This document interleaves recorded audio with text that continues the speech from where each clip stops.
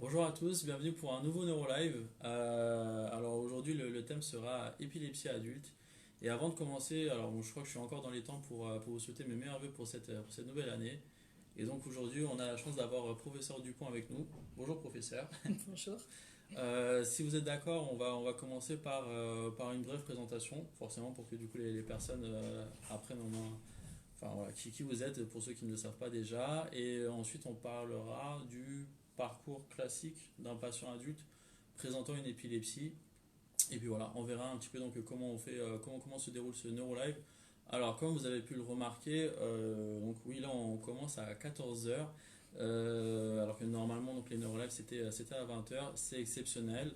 Et parce que bon voilà, donc professeur Dupont nous a gentiment consacré de son temps précieux pour pouvoir donc, nous parler du parcours classique d'un patient adulte présentant une épilepsie. Et donc de toute façon le NeuroLive sera comme d'habitude enregistré sur le groupe et donc vous pourrez aussi le regarder en différé. Voilà. Ce n'est pas un décalage horaire, c'est simplement qu'on pouvait être disponible aujourd'hui à 14 heures. Voilà. Bah, du coup, c'est parti. Très bien, je prends la parole. Donc, bonne année aussi à tous. C'est encore effectivement l'époque.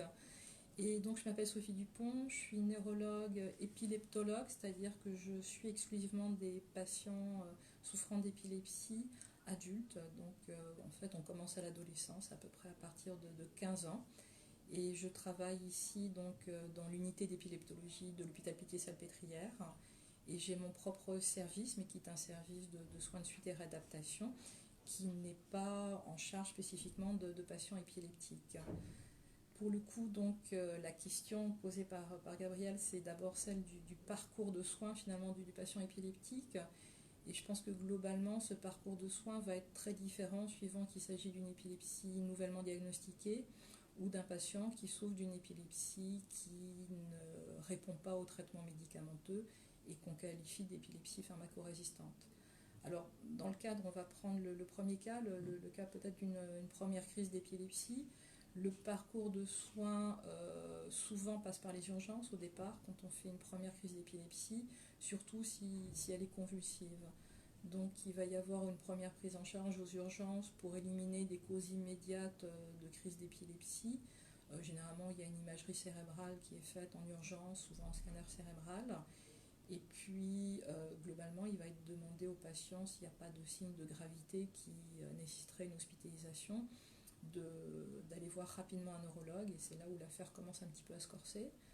L'accès au neurologue est parfois un petit peu compliqué, que ce soit en libéral ou en hospitalier, au point de vue des délais de consultation. Il y a des recommandations qui ont été faites par la Haute Autorité de Santé qui dit que normalement, un patient qui fait une première crise d'épilepsie devrait pouvoir avoir accès à un neurologue dans la semaine qui suit. Je pense qu'en pratique, c'est rarement vrai.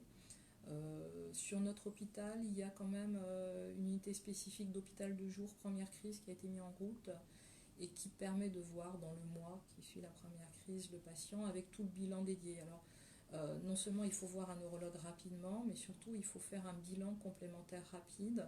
Et là, c'est plus un scanner, mais une IRM cérébrale qu'il va falloir faire et un électroencéphalogramme.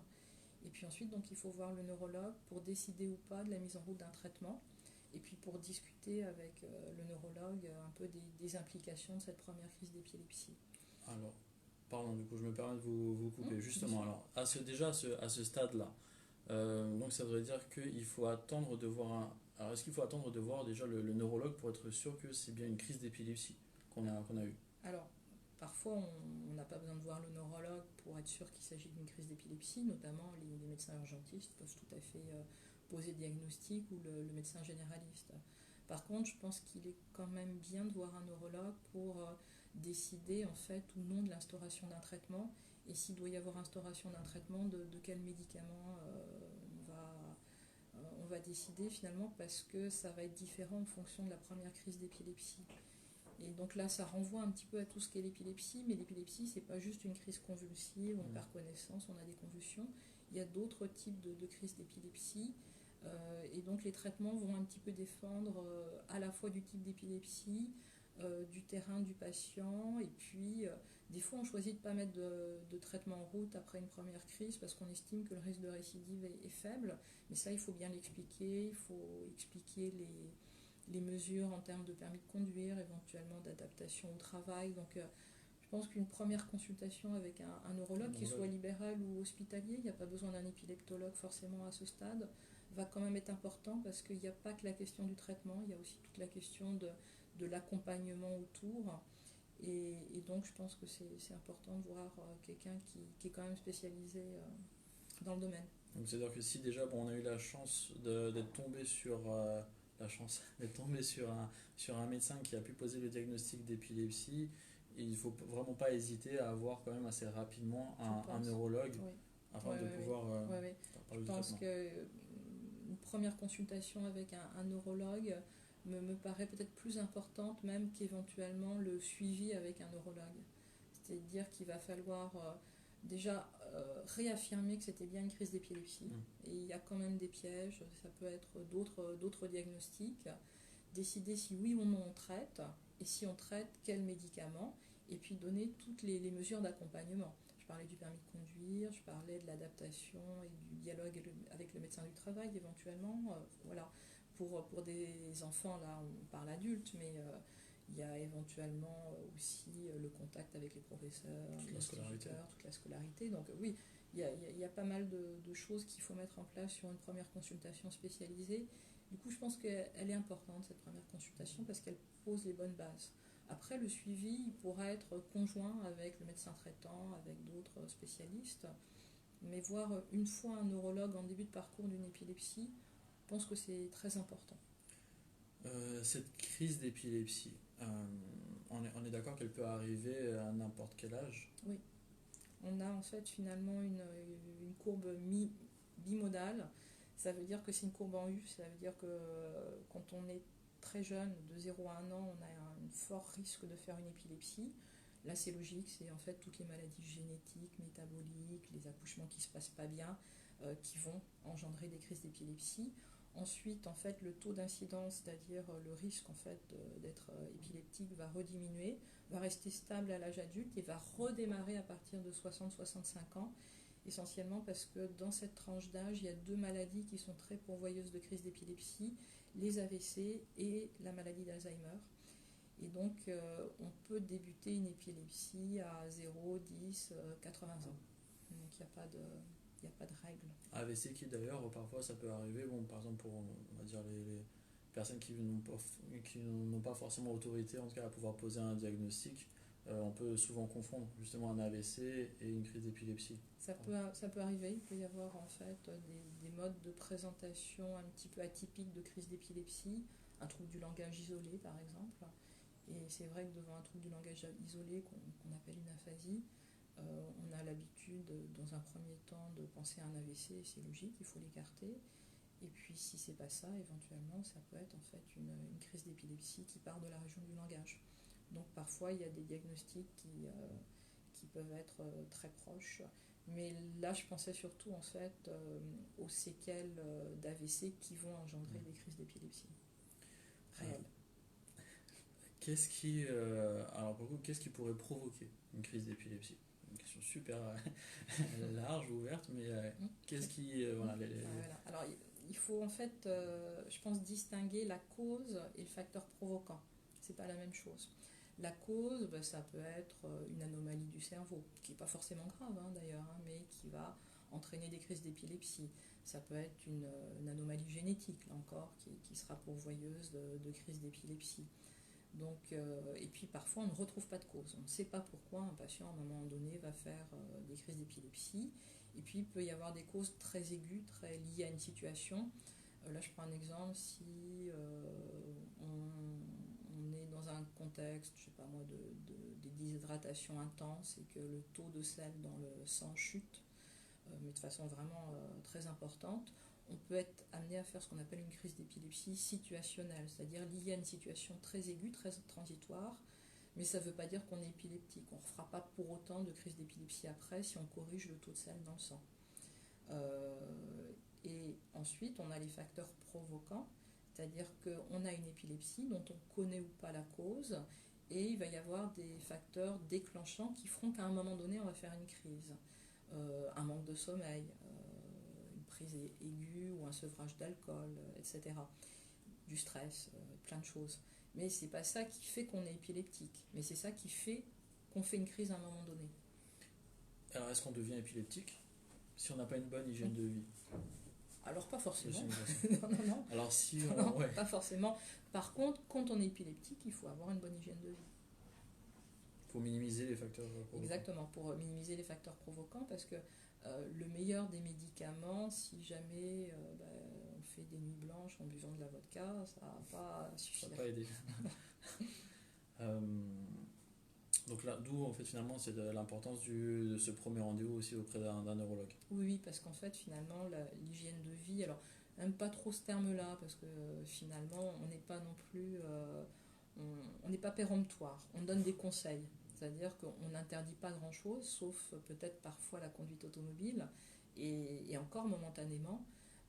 Mais on va donner des conseils sur peut-on prendre ou pas de l'alcool, du café, la régularité du sommeil, etc. Et là encore, hein, le but, c'est pas non plus de devenir monacal dans son mode de vie, hein, mais c'est juste de se dire que, bon, pas trop d'excès non plus. Il faut trouver un juste équilibre entre vivre normalement et puis ne pas accumuler les facteurs déclenchants de crise. Alors de toute façon, est-ce que le professionnel peut réellement interdire quoi que ce soit? Non, non, non. Le professionnel ne peut rien interdire. Il ne peut que conseiller. Globalement, le rôle du médecin est avant tout un rôle de conseil. On conseille concernant le traitement, le mode de vie. Concernant le permis de conduire, c'est aussi un rôle d'information. On ne peut pas interdire un patient de conduire, mais la loi l'interdit. Donc voilà, il y a des nuances. Donc nous, on peut tout à fait rappeler ce qu'il en est et informer et rassurer aussi, hein, souvent, parce qu'il y a toujours beaucoup d'inquiétudes sur un diagnostic de crise d'épilepsie. Et je pense qu'il est aussi très important de pouvoir rassurer sans banaliser, mais rappeler quand même que 70% des patients sont totalement bien équilibrés par un traitement médicamenteux. Et que c'est donc pas une maladie si horrible que ça, que c'est fréquent. On estime en France 600-700 000 patients, c'est la deuxième maladie neurologique après l'Alzheimer. Et ça touche beaucoup de gens. Ça touche beaucoup de gens. Et ça reste pourtant une maladie un peu taboue, un petit peu crainte, alors que c'est une maladie neurologique, somme toute un peu banale, et qui désormais peut très bien se traiter avec des médicaments. Après, bien entendu, il va y avoir d'autres formes et d'autres parcours de soins. Mais je pense qu'il faut déjà informer, rassurer et conseiller. C'est ça, effectivement, tabou car méconnu. Oui, oui, oui. Et c'est vrai qu'il fait l'épilepsie fait peur, malheureusement, oui, en tout cas. Il faudrait aussi sensibiliser. Alors en plus, bon, c'est vrai que lorsqu'on est face à une personne qui est en train de faire une crise d'épilepsie, même si donc il y a différentes formes d'expression de la crise, mais la plupart des gens ne savent pas réellement ce qu'il faudrait faire en cas de crise d'épilepsie et ça fait clairement peur, car effectivement méconnu. Alors, moi, ce qui me vient en tête comme question, puisque vous parliez en fait de traitement médicamenteux, qu'est-ce qui finalement en fait justifie la mise en place d'un traitement médicamenteux? Alors, quand c'est une première crise, c'est généralement en fait si il y a en fait une identification chez le patient de facteurs de risque de faire une deuxième crise, de récidive. Et ces facteurs de risque qui sont plutôt bien connus, c'est des anomalies épileptiques sur l'électroencéphalogramme, l'EEG, des anomalies sur l'IRM cérébral, dont on pense que c'est la cause de l'épilepsie et la même cause, les mêmes conséquences. Et parfois on peut être aussi amené à traiter dès la première crise, notamment des patients qui ont une profession un petit peu à risque et qui pourraient se mettre en danger en cas de récidive. Je pense par exemple à un peintre qui peut travailler sur un échafaudage, qui travaille en hauteur, etc. S'il tombe, il peut se faire très mal. Donc là, on peut aussi un petit peu mesurer le risque pour le patient en cas de récidive. Et puis l'anxiété aussi. Il y a des patients, en fait, on explique que peut-être on ne va pas mettre en route de traitement parce qu'on pense que le risque de récidive n'est pas assez important, mais néanmoins, il n'est jamais nul. On ne peut jamais promettre qu'il n'y aura pas de deuxième crise. Et des fois, ça, c'est pas entendable pour le patient de dire on vous laisse prendre le risque d'une deuxième crise. Et donc, il y en a au contraire qui sont très contents de ne pas être traités d'emblée Et puis il y en a qui sont très rassurés d'être traités d'emblée. Donc face à une première crise, je dirais que voilà, c'est les facteurs qui vont être à la fois des facteurs qui viennent du savoir médical et puis des facteurs qui sont très inhérents au patient et à son désir. On va l'écouter aussi. Un patient qui ne veut absolument pas d'un traitement, on va essayer de l'écouter, soit de le conseiller si nous on pense que le traitement est nécessaire, mais on n'imposera jamais rien. Par contre, s'il y a eu plusieurs crises, plus de 2, voire 3, et surtout sur un intervalle assez rapproché, je crois que la question du traitement là, se posera plus. Il faut absolument un traitement. Ouais. Est-ce qu'il y aurait nécessité à changer un traitement alors que tout va plutôt bien chez un patient? Tout dépend, c'est-à-dire si tout va vraiment très bien, non.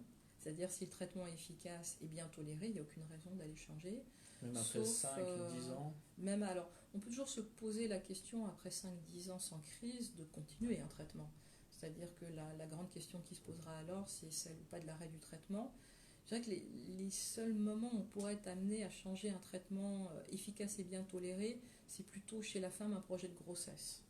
Quand on pense que soit le médicament n'est pas adapté pour la grossesse, je pense à la dépakine bien entendu, une jeune femme qui serait sous dépakine depuis l'enfance, qui tolère bien la dépakine et qui n'en a pas d'effets secondaires avérés et qui fait plus de crise, mais dont on sait qu'a priori il faut continuer un traitement antiépileptique sous peine de récidive, bien entendu on changera le traitement. Mais dans les autres cas, non. Par contre, il est évident que si un premier traitement est efficace mais pas bien toléré, il faut changer aussi. Notre but, c'est pas forcément l'efficacité, c'est avant tout la bonne tolérance. On part parfois sur plusieurs années avec un traitement antiépileptique, donc si c'est un calvaire au quotidien, c'est pas possible. C'est ça. C'est difficilement supportable par le patient. Oui, tout à fait. Je crois que vraiment, là, on est très sensible aux effets secondaires qui nous sont rapportés par les patients. Et donc, si jamais ils sont jugés comme non tolérables par le patient, on change, c'est sans problème, même si le médicament est efficace. Alors, il faut compter justement un délai de combien de semaines, combien de mois pour avoir un retour sur les effets du traitement? Il faut compter au moins 3 mois généralement, parce qu'il y a quand même un temps d'adaptation au traitement, c'est-à-dire qu'il y a quand même des effets secondaires qui sont un peu communs à tous les médicaments antiépileptiques. Au début, ça fatigue un petit peu, voilà, il faut vraiment s'y habituer. Et donc, je pense qu'il faut vraiment... Alors, sauf effets secondaires catastrophiques, je pense par exemple à une allergie. Si on est couvert de boutons des pieds à la tête, 4 jours après avoir commencé le comprimé, oui, il faut arrêter immédiatement. Et sauf si vraiment l'effet secondaire aussi est tellement intolérable, le patient qui ne peut plus sortir de son lit parce qu'il a des vertiges, qu'il a des nausées en permanence, etc., on ne va pas attendre 3 mois pour lui changer de traitement. Mais sinon, si c'est juste un petit peu de fatigue, un petit peu il faut quand même attendre un petit peu pour voir ce que ça donne. Généralement, lorsqu'on parle d'un suivi auprès d'un neurologue, c'est sur du long terme. On est sur un rendez-vous par semestre? Oui, oui, normalement. Idéalement. Oui. Idéalement, voilà. Oui. Je ris parce qu'en fait, les délais de consultation sont très compliqués actuellement. Il y a une carte en plus sanitaire de répartition des neurologues qui n'est pas très égalitaire sur la France. Il y en a pas mal en Île-de-France et sur Paris. Il y a des régions qui sont totalement désertiques. Sur des centres très spécialisés comme le nôtre, les délais sont aussi assez mauvais. Il faut quand même reconnaître ce qui est. Donc, mais je dirais que sur une épilepsie bien stabilisée, avec un traitement bien toléré, un suivi annuel peut suffire. Oui. Alors même si, bon, là pour le coup ça dépend vraiment encore une fois de chaque patient, mais si c'est bien stabilisé, on peut se poser la question d'éventuellement réduire le traitement, quitte à aller même en fait jusqu'à ne plus prendre de traitement. On se laisse généralement combien de temps pour voir si derrière de nouveau il va y avoir une crise d'épilepsie? Alors souvent, déjà en fait, généralement on se laisse à peu près au moins 2 ans sans crise avant de songer à arrêter le traitement. C'est statistique, il y a plein d'études qui montrent que le risque de récidive il est maximal sur les 2 premières années. Donc si on a 2 ans sans récidive sous traitement, on a déjà passé un cap un peu difficile et on sait que ça devrait mieux se passer. Après, ça va dépendre aussi beaucoup de la cause de l'épilepsie. Donc, alors d'abord, il y a des causes où on n'arrêtera jamais le traitement. Donc ça, c'est un peu compliqué. Mais admettons un patient qui a une IRM normale, qui n'a pas de cause avérée, on ne sait pas pourquoi il a fait une crise, on a décidé de le traiter parce que par exemple il y avait des anomalies sur le G. C'est vrai qu'au bout de 2 ans sans crise, on peut tout à fait se poser la question d'arrêter le traitement si le G est normal, est normalisé. Après, là, je vous parle en épileptologue adulte, les neuropédiatres, ils ont des délais en fait plus courts pour arrêter les traitements. D'accord. Parce qu'on est sur du développement. Et que donc, moins on prend de médicaments, mieux c'est. Donc là, ça, c'est pas forcément les mêmes délais qu'en adulte. Puis c'est pas les mêmes conséquences. Un adulte qui récidive, il peut pas conduire. De nouveau, Oui. on rebloque son permis de conduire. Voilà, donc on n'est pas tout à fait sur les mêmes délais. Les délais, ils sont quand même, voilà, je dirais 2 ans, mais après, c'est très individuel. Ça dépend de chaque patient. Alors, du coup, vous avez à peu près anticipé la prochaine question, c'était en fait finalement est-ce qu'on peut guérir d'une épilepsie? Mais alors tout dépendrait de la cause. Alors ça dépend de la cause. Alors maintenant la guérison elle rentre même dans la définition de l'épilepsie. Avant c'était pas le cas. Il y a en fait une instance internationale qui s'appelle la Ligue internationale contre l'épilepsie qui a émis des nouvelles recommandations et qui dit que quand on n'a pas fait de crise et qu'on est sans traitement, au bout de 10 ans on peut être considéré comme guéri si on n'a pas de facteur de risque avéré de récidive. Donc oui, on peut guérir d'une épilepsie. Il y a même des épilepsies qui commencent dans l'enfance et dans l'adolescence qui généralement guérissent. Il y a pas... le souci, c'est qu'on ne peut jamais promettre à 100% qu'il n'y aura jamais de récidive de crise dans des circonstances un petit peu particulières. Mais on peut guérir d'une épilepsie naturellement ou avec la chirurgie de l'épilepsie, quand il y a une cause avérée et qu'on opère. Naturellement, c'est la plasticité cérébrale. Naturellement, c'est... Non, je ne suis pas sûre qu'on puisse parler à ce moment-là de plasticité cérébrale parce qu'il n'y aura pas vraiment d'adaptation du cerveau. Je pense qu'on ne sait pas pourquoi naturellement certaines épilepsies guérissent. On peut penser quand même que les médicaments antiépileptiques vont un petit peu calmer le feu et que une fois l'incendie éteint, il n'y aura pas de petite braise qui fera que ça repartira. Et que ça a été quelque chose qui a été très conjoncturel et qui ne se reproduira pas. Sans qu'il y ait forcément de plasticité cérébrale. Et puis des fois, il y a des interventions où on enlève le foyer épileptique et donc on guérit. Alors justement, du coup, vous parlez d'intervention chirurgicale. Est-ce que c'est proposé en dernier recours, intervention chirurgicale? Alors c'est malheureusement parfois du dernier recours, ça ne devrait pas. C'est-à-dire que globalement, et là on rentre en fait dans les épilepsies dont on parlait tout au début, c'est-à-dire les 30% d'épilepsies qui résistent aux médicaments. Donc ce qu'on appelle les épilepsies pharmacorésistantes, c'est pas un joli mot parce que les patients n'y peuvent rien, c'est pas eux qui résistent, c'est leur épilepsie.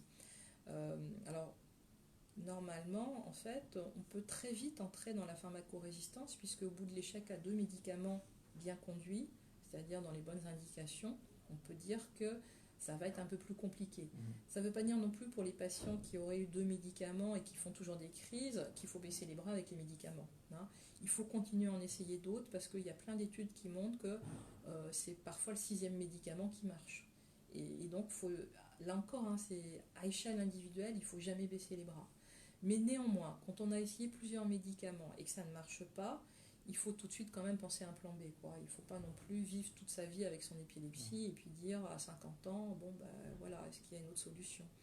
Et donc, les patients qui peuvent être candidats à une chirurgie, ce n'est pas non plus n'importe quel patient épileptique. Il faut qu'ils aient ce qu'on appelle une épilepsie partielle, une épilepsie qui part d'un endroit bien déterminé du cerveau. Et ça, ce n'est pas toutes les épilepsies, c'est à peu près, là encore, 2/3, 70% des épilepsies. Donc ça veut dire que les épilepsies généralisées ne peuvent pas être opérées, parce qu'une épilepsie généralisée, ça veut dire qu'elle part en même temps des 2 hémisphères. Et donc on ne va pas aller opérer des 2 côtés, ça ferait trop de cerveau à enlever. Donc il faut une épilepsie partielle qui part d'un endroit bien déterminé du cerveau, qu'on va réussir à identifier, et puis surtout il faut que cet endroit bien déterminé du cerveau, il n'ait pas d'autres fonctions primordiales. Donc par exemple, on n'ira pas opérer dans la région de la motricité, parce que sinon après le patient il serait hémiplégique. On n'ira pas opérer dans la région du langage, parce que sinon le patient après il serait aphasique. Et que finalement la séquelle de l'intervention serait pire que l'épilepsie. Donc voilà. Mais sinon, je crois qu'il faut vraiment y penser au contraire plutôt tôt, dès l'échec à 2-3 médicaments. Si on est dans une épilepsie partielle et qu'on pense que raisonnablement c'est accessible à la chirurgie, il ne faut pas hésiter à envoyer au centre référent. Il y en a un peu partout en France. Hein, c'est pas... En tout cas, ça, c'est un message d'espoir pour Oui, les oui, patients. tout à fait. En Je crois disant que voilà, il y a plusieurs solutions en tout cas existent. pas que les médicaments, il y a la chirurgie, il y a éventuellement la stimulation, même si elle est encore un petit peu palliative, mais voilà, il faut jamais baisser les bras. Il y a toujours des choses à essayer, à faire. Et puis, et même dans les cas où vraiment, malgré tout, les médicaments ne marchent pas, la chirurgie n'est pas possible, la stimulation n'a pas marché, il y a quand même des choses à faire en termes d'adaptation, en termes de... Ce qu'on cherche, c'est la qualité de vie finalement. Oui. On peut avoir une excellente qualité de vie avec quelques crises et une qualité de vie catastrophique sans crise, mais avec un vécu très douloureux de l'épilepsie. Alors on va reprendre la question d'Audrey parce qu'elle me paraît plus qu'adaptée. Donc c'est Audrey qui pose la question, que faire en premier si on assiste à une crise? Ça va dépendre déjà un petit peu de la crise. Et je pense qu'Audrey pense là à une crise convulsive généralisée, c'est-à-dire le prototype de la crise d'épilepsie, perte de connaissance, on tombe par terre, on a des convulsions. Alors pendant la phase de convulsion, la première chose à faire, c'est déjà en fait écarter tout objet qui pourrait être dangereux pour le patient qui convulse. A priori, il est à terre, donc ça dépend s'il est dehors ou dans un appartement. Si dans un appartement, s'il est à côté d'une table basse pointue, écarter la table basse, essayer d'ôter les lunettes, mettre quoi qu'il arrive quelque chose sous la tête, parce que la tête frappe contre le sol et ça peut faire très mal. Voilà. Ensuite, une fois que les convulsions ont cessé, il faut mettre ce qu'on appelle sur le côté, c'est-à-dire en position latérale de sécurité.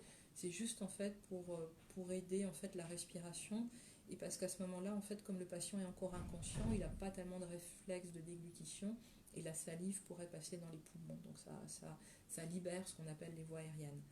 La chose à ne pas faire, c'est mettre les doigts dans la bouche ou mettre quelque chose dans la bouche avec l'idée que le patient va avaler sa langue. Pas avaler sa langue, c'est pas possible, elle est fixée. Donc on peut se la mordre, mais rien n'empêchera ça.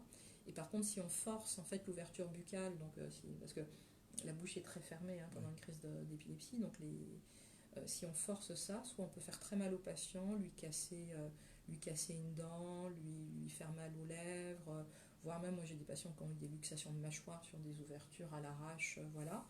Et on peut se faire soi-même très mal parce que si derrière tout ça, en fait, la bouche se referme quand même, les dents se referment sur le doigt qui était en train de s'introduire.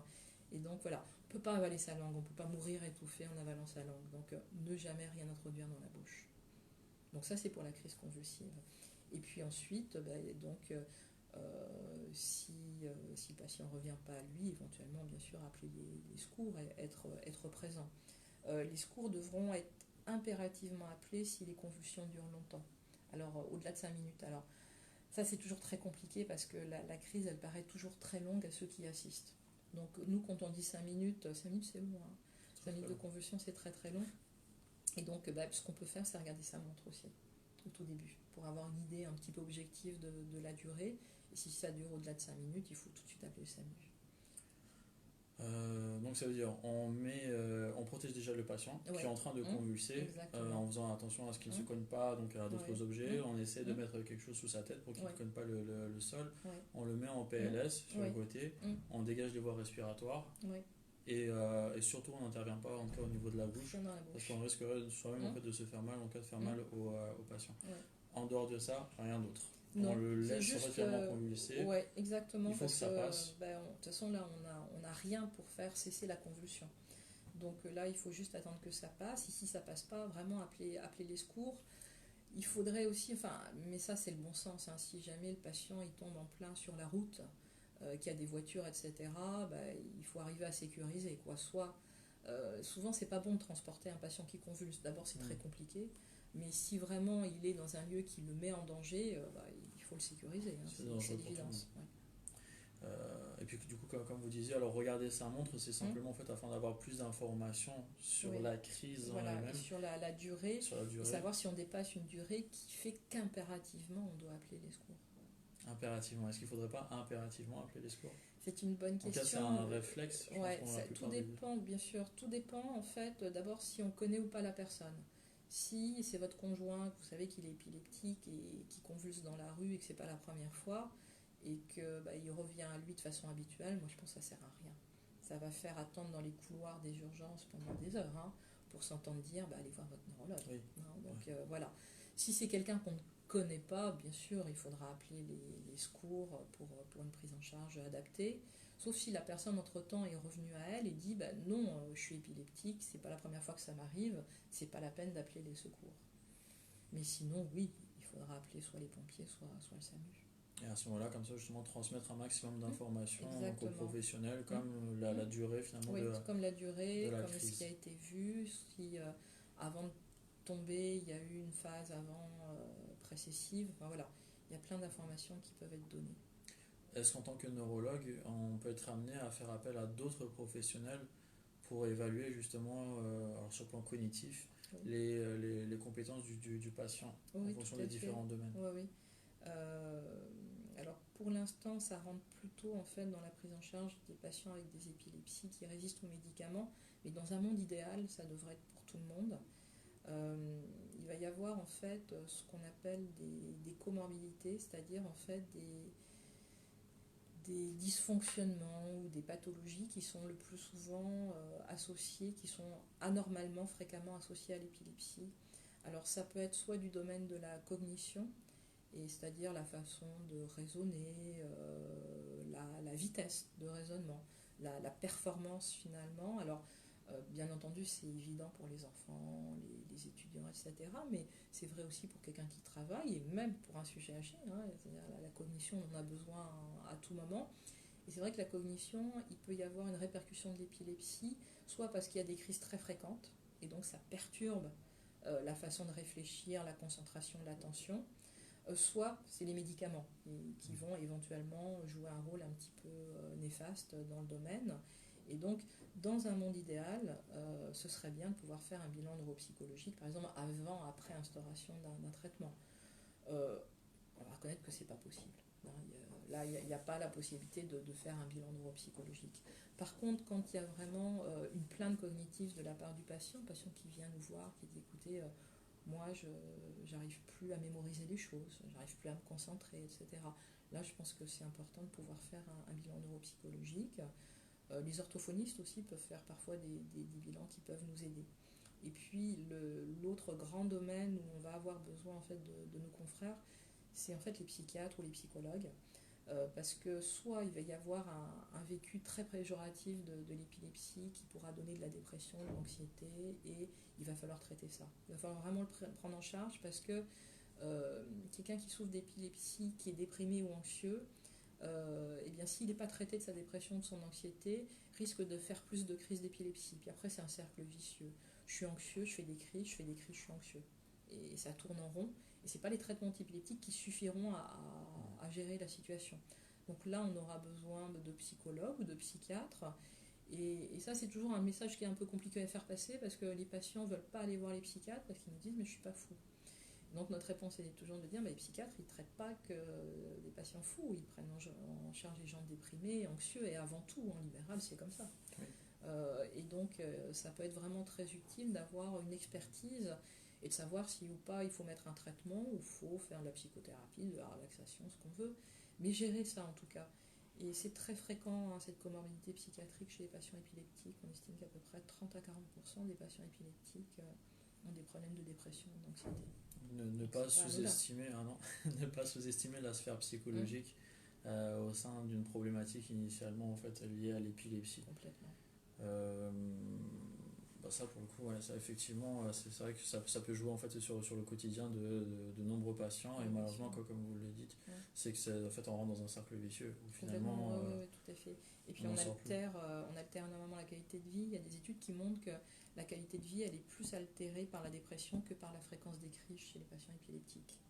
Donc voilà, c'est bêta de laisser une dépression pas diagnostiquée ou pas traitée. Pour moi, alors je regarde simplement du coup s'il y a d'autres questions. Alors je vais lire la question d'Audrey. Quelles peuvent être les conséquences à long terme si les traitements ne marchent pas et que l'on ne peut pas opérer? Alors, ça va dépendre un petit peu du type de crise et de la fréquence des crises. Hein. C'est difficile de donner comme ça une réponse dans l'absolu. Les crises en soi hein, n'ont pas de conséquences délétères pour le cerveau. On ne perd pas des neurones à chaque fois qu'on fait une crise. Les seuls cas où vraiment les crises peuvent être, là pour le coup, très dangereuses, hein, c'est soit ce qu'on appelle les états de mal, les crises qui durent très très longtemps, et puis ça peut être aussi les conséquences traumatiques d'une crise, hein. On tombe par terre de sa hauteur, on peut se faire très mal. Il peut y avoir des accidents. On prend un bain, on fait une crise, on perd connaissance. Voilà, je vous laisse deviner. Et puis il y a quelque chose dont il faut quand même parler, hein, qui n'est pas non plus anodin, c'est que parfois, mais dans des circonstances très particulières et chez des patients qu'on connaît comme étant très à risque, certaines crises peuvent entraîner une défaillance respiratoire et cardiaque et entraîner le décès. Et donc voilà, il peut y avoir bien sûr hein, des conséquences graves, des crises, des brûlures, des accidents domestiques, etc. Donc ça, je dirais que c'est essentiellement ça qu'on redoute. Alors, je pense que sauf si vous auriez éventuellement quelque chose à ajouter comme ça. Mais alors si il n'y a plus de questions et pour le coup je n'ai pas ma montre. Je peux vous dire, moi, Ah, c'est bien, il est 45. Ouais. Ok. Donc on est bien pour pouvoir conclure. Si vous êtes d'accord. Oui, oui. De toute façon, alors sur les semaines là qui arrivent, on va rester sur la thématique de l'épilepsie. Dans 2 semaines, on aura un jeune adulte justement qui présente donc une épilepsie, qui a accepté de témoigner, et pour le coup il pourra parler peut-être de façon encore plus concrète de son propre vécu, de ce que ça implique donc, au quotidien l'épilepsie, autant sur le plan personnel que professionnel. Là aussi pour le coup c'est assez intéressant de voir ce qu'il est permis de faire ou pas, ce qu'on dit ou pas, avec qui on peut échanger ou pas, avec qui on doit ou pas échanger, bref, tout ça. Et tout ça, en fait, c'est pour préparer donc, le colloque annuel de la FFRE, qui se tiendra le 14 février prochain. Et d'ailleurs, on vous invite aussi à prendre contact avec la FFRE si vous souhaitez avoir d'autres informations concernant l'épilepsie. Ils savent se rendre disponibles pour pouvoir vous apporter un maximum d'informations. Et donc voilà, donc c'est pour ça que là, sur les semaines qui arrivent, on reste autour de thématique épilepsie. Merci beaucoup de nous avoir consacré de votre temps précieux. Alors simplement, pourquoi je le dis, hein, parce que j'ai sollicité le professeur Dupont en lui expliquant donc ce que c'était que le NeuroLive. Elle n'a pas hésité en fait à se rendre disponible et du coup à vouloir participer. Et on sait à quel point, encore une fois, votre temps est précieux. Donc merci beaucoup pour cette disponibilité. Si c'est bon pour vous, on arrête pour aujourd'hui. On enregistre la vidéo. N'hésitez pas encore une fois à partager, comme ça donc un maximum de personnes pourront avoir accès à ces informations. Et puis donc nous on se retrouve pas jeudi prochain, mais dans 2 semaines. Voilà. Passez une excellente journée et puis à bientôt. Au revoir à tous.